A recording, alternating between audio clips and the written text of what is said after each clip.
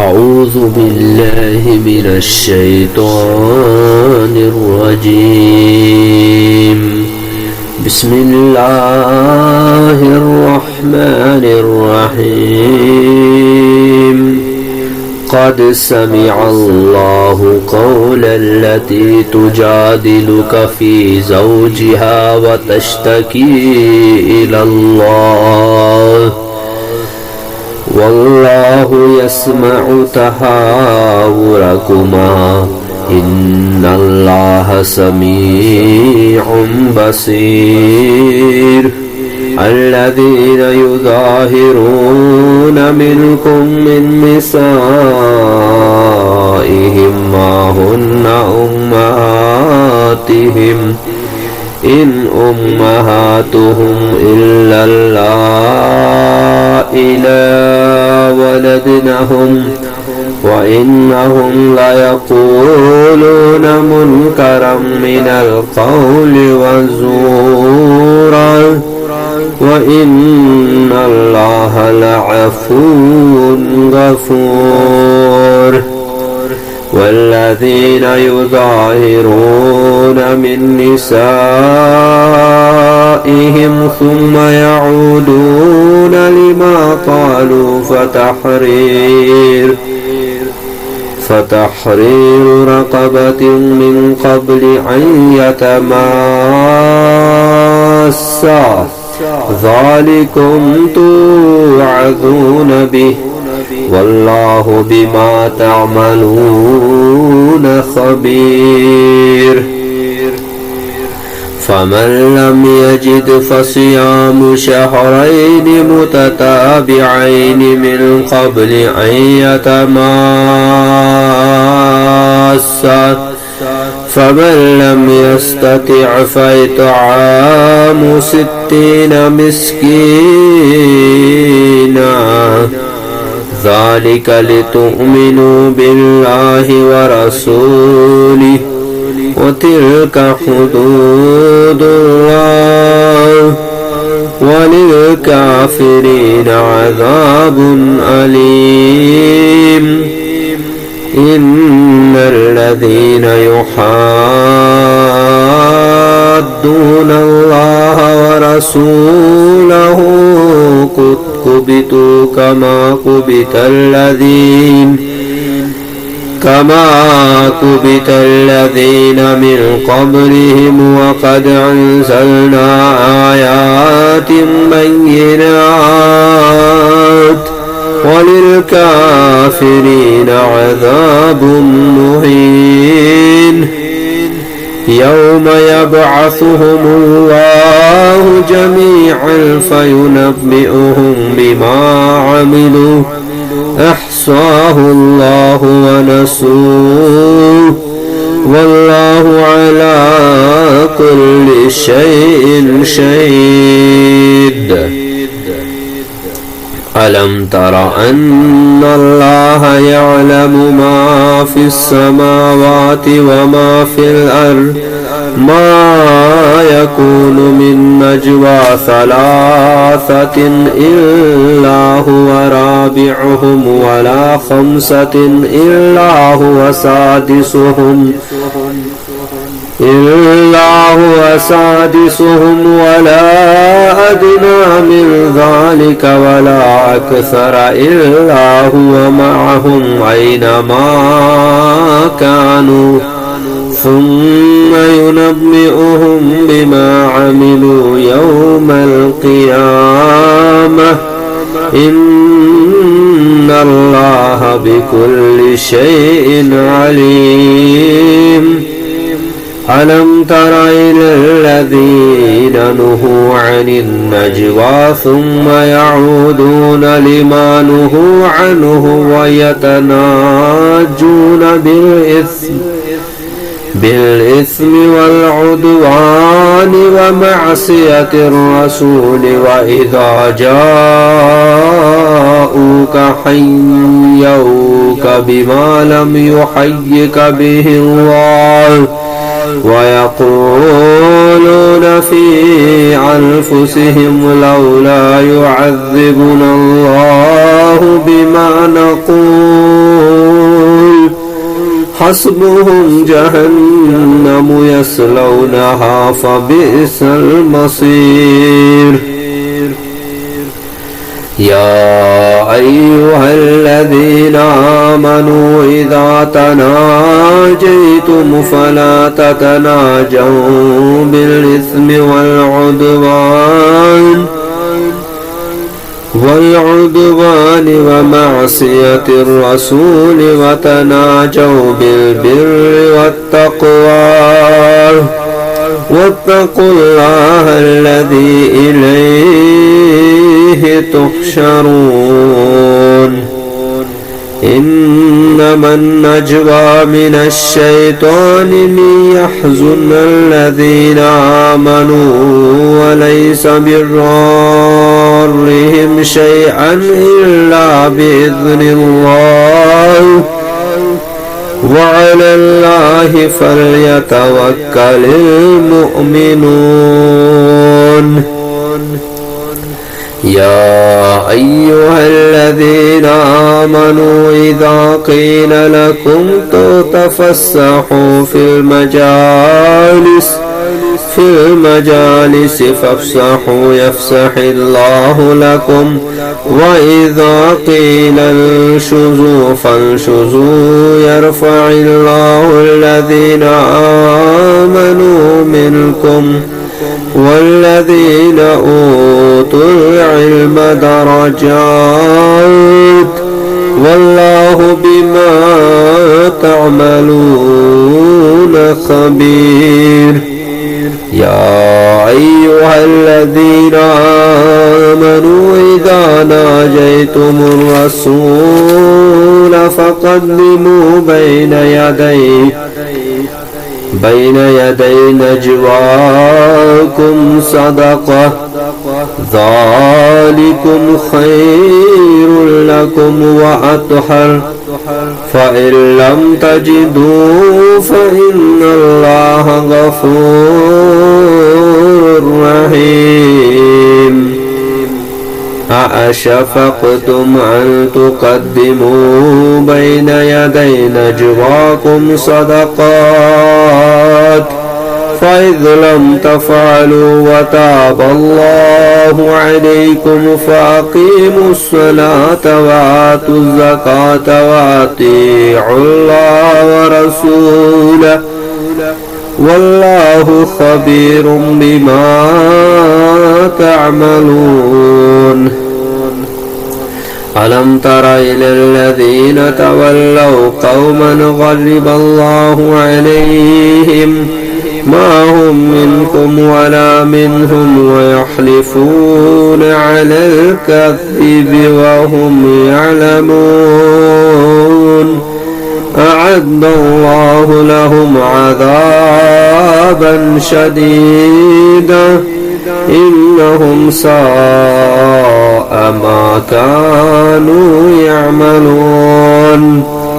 اتخذوا أيمانهم جنة فصدوا عن سبيل الله فلهم عذاب مهين لن تغني عنهم أموالهم ولا أولادهم من الله شيئا أولئك أصحاب النار هم فيها خالدون. يوم يبعثهم الله جميعا فيحلفون له كما يحلفون لكم ويحسبون أنهم على شيء ألا إنهم هم الكاذبون. استحوذ عليهم الشيطان فأنساهم ذكر الله أولئك حزب الشيطان ألا إن حزب الشيطان هم الخاسرون. إن الذين يحادون الله ورسوله أولئك في الأذلين كتب الله لأغلبن أنا ورسلي إن الله قوي عزيز لا تجد قوما يؤمنون بالله واليوم الآخر يوادون من حاد الله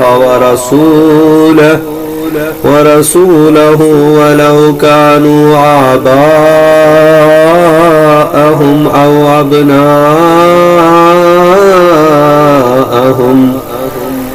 أبناءهم أو إخوانهم أو عشيرتهم أولئك كتب في قلوبهم الإيمان وأيدهم بروح منه ويدخلهم جنات تجري من تحتها الأنهار خالدين فيها رضي الله عنهم ورضوا عنه أولئك حزب الله ألا إن حزب الله هم المفلحون.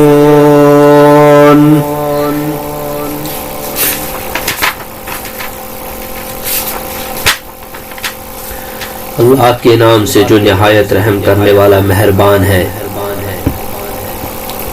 یقیناً اللہ نے اس عورت خولا کی بات سن لی جو آپ صلی اللہ علیہ وسلم سے اپنے شوہر کے بارے میں بحث کرتی تھی اور اللہ سے اپنے غم کی شکایت کرتی تھی اور اللہ تم دونوں کی گفتگو سنتا تھا.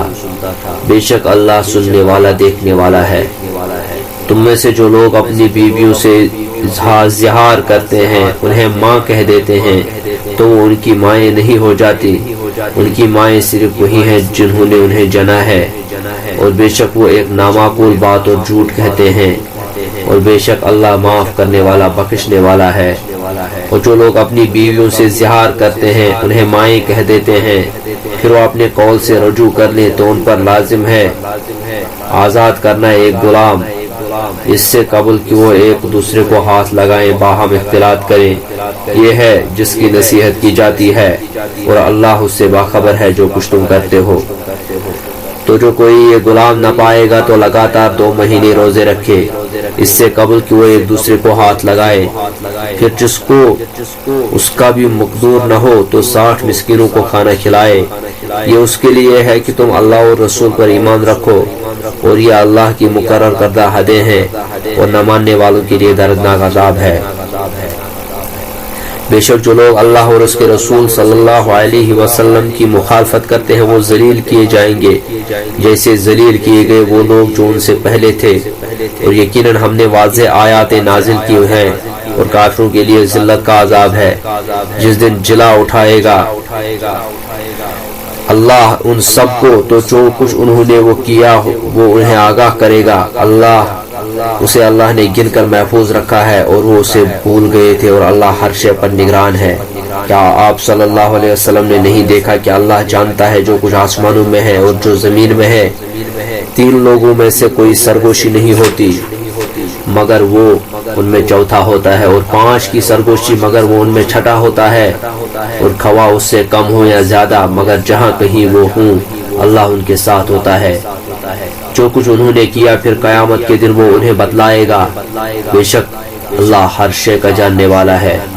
کیا تم نے ان لوگوں کو نہیں دیکھا جنہیں سرگوشی سے منع کیا گیا مگر وہ پھر وہی بات کرتے ہیں جس سے انہیں منع کیا گیا اور وہ گناہ اور سرکشی اور رسول کی نافرمانی کے بارے میں باہم سرگوشی کرتے ہیں.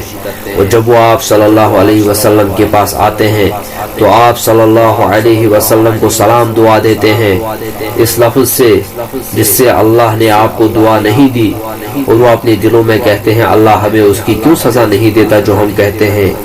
ان کے لیے کافی ہے جہنم وہ اس میں ڈالے جائیں گے سو یہ کیسا برا ٹھکانہ ہے.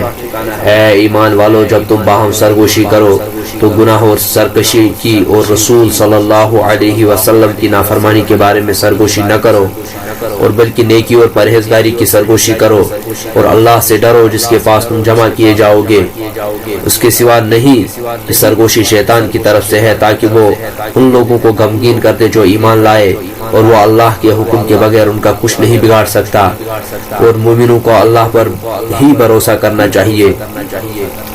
اے مومنو، جب تمہیں کہا جائے گا کہ تم مجلسوں میں کھل کر بیٹھو تو تم کھل کر بیٹھ جایا کرو، اللہ تمہیں کشادگی بخش دے گا، اور جب کہا جائے گا کہ تم اٹھ کھڑے ہو تو اٹھ جایا کرو۔ تم میں سے جو لوگ ایمان لائے اللہ ان کے درجے بلند کر دے گا، اور جن لوگوں کو علم عطا کیا گیا ان کے درجے ہیں، اور تم جو کچھ کرتے ہو اللہ اس سے باخبر ہے۔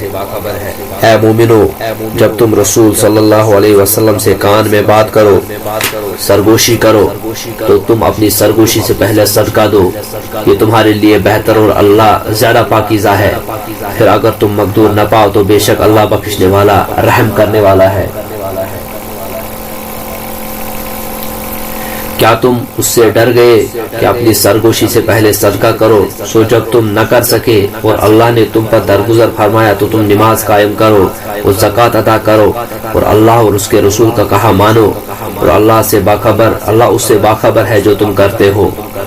کیا تم نے ان لوگوں کو نہیں دیکھا جو ان لوگوں سے دوستی کرتے ہیں جن پر اللہ کا غضب ہے؟ وہ نہ تم میں سے ہے میں ان میں سے ہیں، اور وہ جھوٹ پر قسم کھا جاتے ہیں حالانکہ وہ جانتے ہیں اللہ نے ان کے لیے سخت عذاب تیار کیا ہے۔ بے شک وہ برے کام کرتے ہیں، انہوں نے اپنی قسموں کو ڈھال بنایا، بس انہوں نے لوگوں کو اللہ کے راستے سے روکا تو ان کے لیے ذلت کا عذاب ہے۔ انہیں ان کے مال اور ان کی اولاد اللہ سے ہرگز ذرا بھی نہ بچا سکیں گے، یہی لوگ جہنمی ہیں، وہ اس میں ہمیشہ رہیں گے۔ جس دن اللہ ان سب کو دوبارہ اٹھائے گا تو اس کے لیے اس کے حضور قسمیں کھائیں گے جیسے وہ تمہارے سامنے قسمیں کھاتے ہیں، اور وہ گمان کرتے ہیں کہ وہ کسی شے پر بلی راہ پر ہیں۔ یاد رکھو بے شک وہی جھوٹے ہیں، غالب آ گیا ہے ان پر شیطان تو اس نے انہیں اللہ کی یاد بلا دی، یہی لوگ شیطان کا گروہ ہیں۔ خوب یاد رکھو بے شک شیطان کے گروہ ہی گھاٹا پانے والے ہیں۔ بے شک جو لوگ اللہ اور اس کے رسول صلی اللہ علیہ وسلم کی مخالفت کرتے ہیں یہی لوگ ذلیل ترین لوگوں میں سے ہیں۔ اللہ نے فیصلہ لکھ دیا ہے کہ میں اور میرے رسول صلی اللہ علیہ وسلم ضرور غالب آ جائیں گے، بے شک اللہ قوی توانا غالب ہے۔ تم نہ پاؤ گے ان لوگوں کو جو ایمان رکھتے ہیں اللہ پر اور آخرت کے دن پر کہ وہ اس سے دوستی رکھتے ہوں جس نے اللہ اور رسول صلی اللہ علیہ وسلم کی مخالفت کی، خواہ ان کے باپ دادا ہوں یا ان کے بیٹے ہوں یا ان کے بھائی ہوں یا ان کے کنبے والے۔ یہی لوگ ہیں جن کے دلوں میں اللہ نے ایمان ثابت کر دیا اور ان کی مدد کی ہے اپنے غیبی فیض سے، اور وہ انہیں ان باغات میں داخل کرے گا جن کے نیچے نہریں بہتی ہیں، اور وہ ان میں ہمیشہ رہیں گے۔ راضی ہوا اللہ ان سے اور وہ اس سے راضی، یہی لوگ ہیں اللہ کا گروہ۔ خوب یاد رکھو اللہ کا گروہ ہی دو جہان میں کامیاب ہونے والا ہے۔